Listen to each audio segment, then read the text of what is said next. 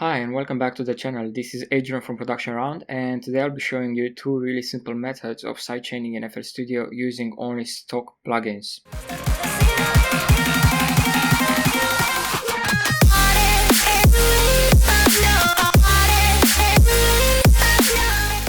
Right, the first method involves setting up the sidechain using the Fruity Limiter plugin, while the second method uses a plugin called Grossbeat.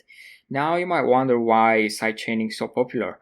Well, because it's an effective tool for mixing. You can use it to get your kick punch through, give the vocals room to shine, or separate different frequencies and layers, or even accentuate rhythms. If you're a producer, chances are you either use sidechain compression or have heard of it. For those who are unfamiliar, sidechaining means using the output of one track, such as a kick drum, to alter the compression on another track, such as a bass line.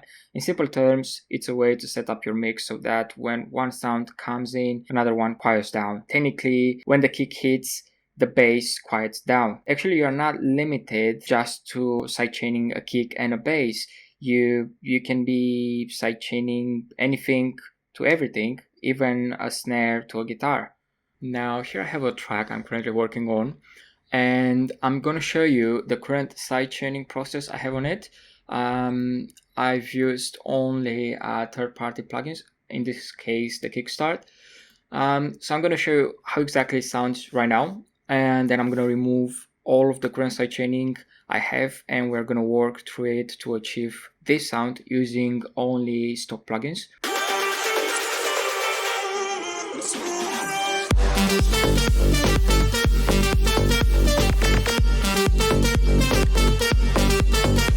Alright, perfect. So for now, today I want to show you how we can sidechain a kick and the bass. So we are going to focus just on this.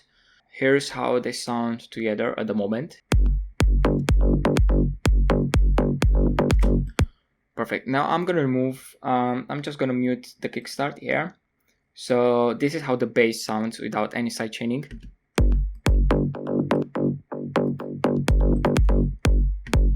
Now we're going to start working on it using the first method, which is the Fruity Limiter. You need to apply the Fruity Limiter on the channel you want to be sidechained. Then I'll go to the kick channel, just click on it, then right click on the send button on the drop bass, and you'll want to select sidechain to this track. Then you go back to the Fruity Limiter you have on the drop bass channel, select compression, and in the sidechain area, right click on it and select the kick.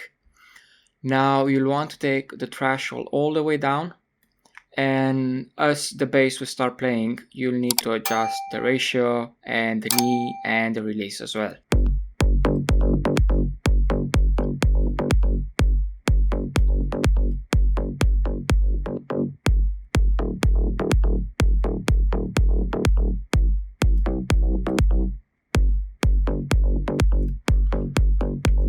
Yeah, this sounds pretty good to me. One thing I would like to mention is when you're using the release, don't take it all the way down or too low, as your bass or synth or sub bass, whatever you are sidechaining using this plugin, will start distorting.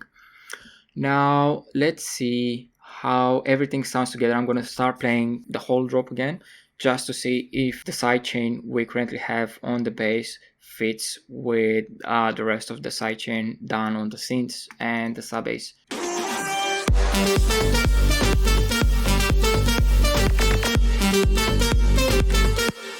Yep, sounds pretty good to me.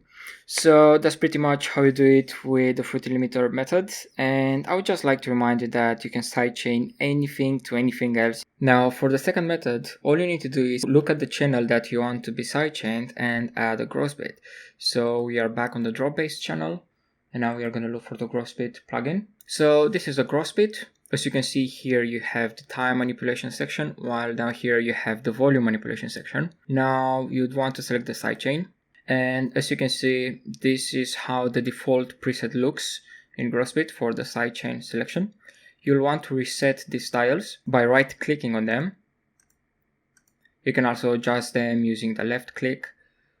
And now we are going to listen to our bass and adjust the sidechain to dazed.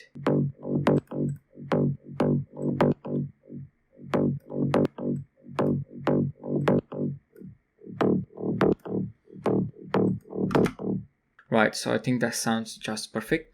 Now, another point I'd like to mention is that down here you have some dials that you can adjust. Here you have the volume, which represents the amount of sidechain you apply to the current channel that is being sidechained. I can show you. So at the moment, this is the full sidechain in effect.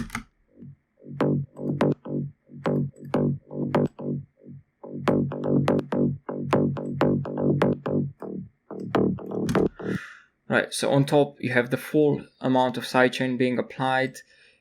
You can have it somewhere in the middle or all the way down, which means no sidechain is going to be applied. Then you have another 3 really useful dials: the attack, release, and tension. And I can show you what these do by playing the bass again.